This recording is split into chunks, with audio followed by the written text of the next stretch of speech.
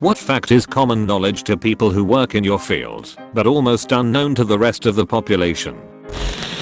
If you're putting in new carpet, always go top shelf with the pad. The increase in cost is negligible and the upgrade to feel, usability and endurance of the rug on top will be way better dollar to value ratio than spending on the carpet itself. £8 memory foam is maybe $2 a yard more than trash apartment grade stuff, but 10 times better underfoot. Go for the cheapest carpet you can stand. Remember, you aren't going to be running your fingers through your house's carpet for more than 3 days after it's installed and put the best damp pad money can buy under it. You'll spend less and it'll feel like you bought $50 a yard carpet. Drowning is silent. I pulled out a kid literally less than a foot away from a large group of adults, and not one of them noticed that his head was totally submerged and that he was struggling. Most Swiss cheeses, Gruyere, Emmentaler, Appenzeller, are lactose free, as well as any cheese that's been aged at least 2 years, like Parmigiano Reggiano or an aged Gouda. I work at a cheese shop, and clients are usually surprised when I share that information with them. I wish more people with lactose intolerance knew about it. You cannot go from having black hair to silver or platinum blonde in one sitting. It takes multiple, and 9 times out of 10, your hair is fried beyond repair by the end of it. Kim Kardashian or whoever you pinned on your Pinterest page or Instagram is wearing a wig. Just because a disabled child/person is nonverbal, that doesn't necessarily mean they can't understand everything you're saying. It's crazy how often I have to tell my own staff to watch what they're saying. These kids still get embarrassed or upset if you talk about the massive shit they just took right in front of the whole class. Edit. Never thought I'd be saying this, but thank you for the gold, kind stranger. The conversation this has caused has been amazing. I've loved reading through the replies and threads, and some of your stories have been really heartwarming. Thanks for making my day, Reddit. I'm constantly reminding my staff of this. So frustrating. Just because the kids aren't making eye contact, classic sign of autism, doesn't mean they aren't still listening. Most likely they are listening better when they aren't looking at you, because they aren't focusing so hard on maintaining eye contact. Potential cancer cells develop in the human body every day, and our immune system efficiently kills them without any trouble, and we just go on living our lives like nothing ever happened. Edit. Potential was added to clear up terminology. Many of the cells the immune system eliminates may not have progressed to the point where they could cause disease, and there are many other mechanisms through which the body curbs cancer development. We see this in animal models too. Immunodeficient animals develop spontaneous tumors at much higher rates than normal ones do. One of the more fascinating ways this works to me is that almost all your cells express a set of molecules that identifies them itself, but cancer cells can lose this molecule, causing them to be eaten or destroyed by immune cells. This is also why many advanced tumors have anti-inflammatory mechanisms. They would never have gotten so advanced otherwise. Many new tumor therapies are immune-based. Nearly every major pharma company is investing in it. It has the potential to be game-changing.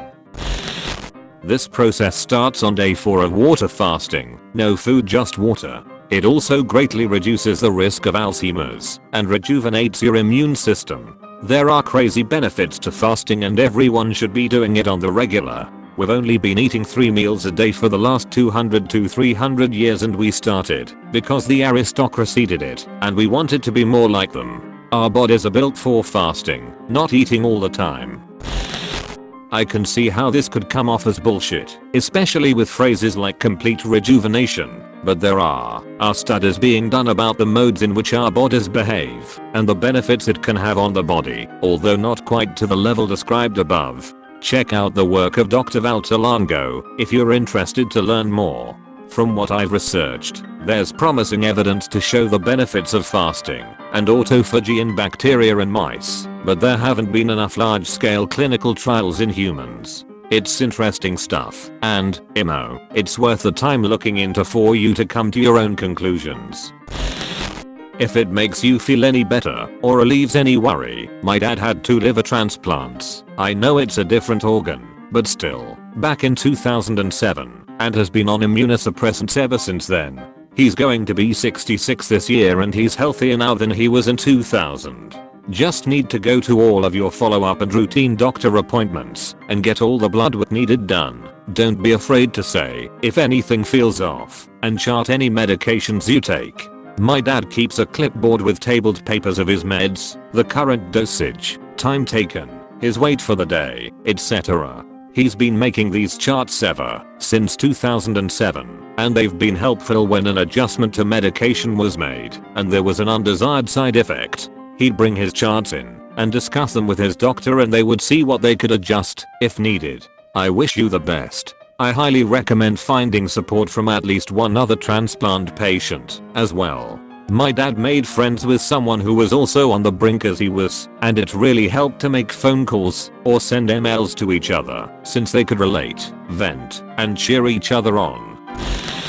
Yes, that is one of the better examples. Good find. To be honest, it is a very difficult thing to study directly, given that longitudinal studies on living organisms is a tricky thing, especially on a cellular level. It's been well proven through thousands of papers that the immune system is constantly surveying and eliminating cancer cells. In fact, many of the new therapies coming into the market now are based on this principle, and one of the earlier scientists in the field, James Allison, just won the Nobel Prize this year. As for the idea that these precancerous cells are developing every day, I believe this idea originally came about based on mathematical models of the error rate in DNA replication multiplied by the number of cell divisions a day. Statistically, mutations in cancer-promoting genes would be a daily occurrence. This is covered in many textbooks. Molecular biology of the cell has a particularly good chapter on cancer that I'd recommend. Most cancers, more than 50%, occur when a certain gene, p53 or TP53, defuncts due to a mutation. When a cell divides, the DNA is copied. This copying doesn't happen without mistakes.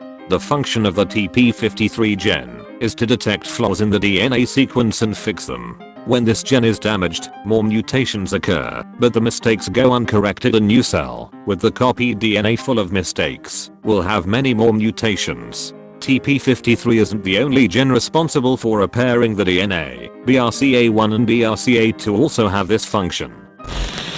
I'm sorry, but this statement is totally incorrect. Our DNA is subjected to mutagens every day, and mutations that are repaired occur every day. But it is entirely untrue to say that enough mutations occur to create actual cancer cells every day, and that it is our immune system that sees them and kills them.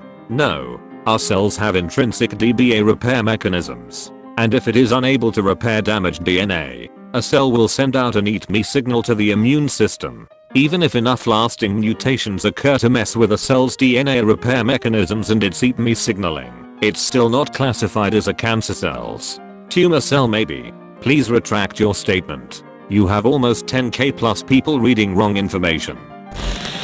Not my current field, but when I worked at Starbucks, not a lot of people understood that a larger espresso drink does not always equals more caffeine. A tall drink has 1 shot, Grand has 2, and a venti also has 2, unless it's iced, and then it gets a 3rd shot. So many times customers would order a Grand Lat and say, you know what, you'd better make that a venti. I can use the extra caffeine, when in fact the larger size is just more diluted with milk. If you are looking for more caffeine, a drip coffee is going to be the most bang for your buck. Also, this seems really obvious, but a lot of people would get upset when they ordered a flavored coffee and saw that I would put syrup in it. No, coffee beans do not naturally come in caramel, vanilla, toffee nut, raspberry, etc. flavor. I work in Parkinson's disease research. For Parkinson's, it's loss of smell, REM sleep disturbances, and constipation. These can start up to 20 years before motor symptoms develop. There is currently no treatment to stop or slow the progression of the disease. Edit. As a lot of people are asking, I'll add this reply to another comment here. Just to clarify, having loss of smell or any of the other non-motor symptoms doesn't mean that you will get Parkinson's. There are also lots of cases where Parkinson's occurs without these symptoms. Finally, the symptoms could occur 20 years before or 2. It's a very complicated disease with many different potential genetic and environmental causal factors. Edit 2. If you are experiencing any of these symptoms and are concerned, you should consult your doctor. It's far more likely that there is a cause other than Parkinson's. There is a surprising amount of infrastructure under your feet. You'd be surprised how much public utility runs underneath private property. Always call before you dig. We had a garden in our backyard growing up.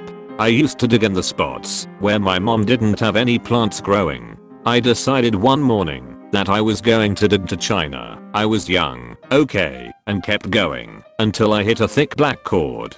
I stabbed at it with the shovel and saw all sorts of colors inside it. I thought I'd found some treasure, but what I was actually looking at was dozens of individual wires inside the cord, and what I'd done was take out the cable TV for the entire street. Edit. This happened in like 1985. That's why there was static on the TV, and there was no fiber involved. If it was full of colored wires, it was probably a telephone cable, and yeah, cutting through that would be a major disruption to your neighbors.